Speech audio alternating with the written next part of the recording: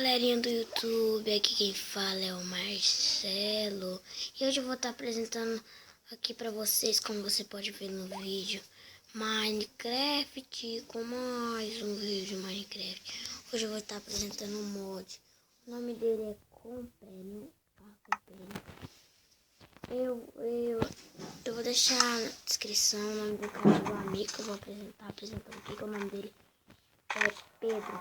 Gente, quando você sair e entrar o negócio aí, não precisa de textura, eu acho que você escreve assim no YouTube. Minecraft mod Companion. Companion se escreve assim, ó. Aí você digita Companion e vai aparecer aqui, o Gabriel BR Games que apresenta o mod, tá galera? Aí isso aqui é o super aqui do mod Dragon Ball Z que eu gravei. Do Goku. E esse aqui é um clone. Vamos colocar 3 aqui.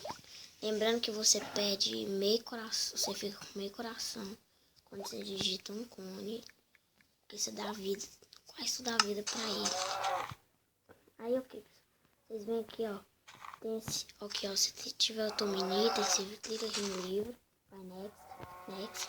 Vai estar o botão aqui. 7 correntes lote. E vai pôr, lembrando que para substituir você tem que pôr outro comando. Aí não pode estar cravado não, quando estiver no cantinho, e vai estar spawner. Aí o Twitter também.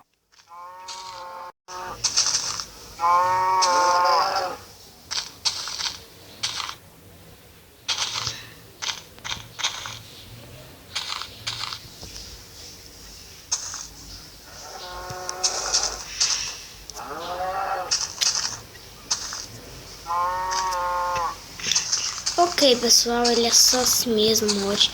Ó, você só tem que digitar aqui /companion,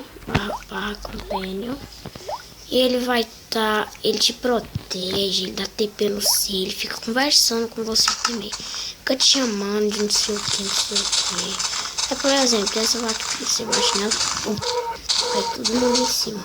E esse toca fogo, isso é bem legal. Só que aí ele vai parar quando tiver meu coração. Quando você ataca um, ele vai querer atacar, mas quando você bate no animal, ele vai querer bater no animal. Por exemplo, eu bati no cara, ele vai começar a decidir que bate no animal, ó. Nossa, deixa eu tirar esse negócio aqui. Mas é isso aí, galera. Então eu vou estar encerrando o vídeo por aqui. Se você gostou do vídeo desse, se eu gostei, se inscreva no canal, isso vai estar ajudando muito.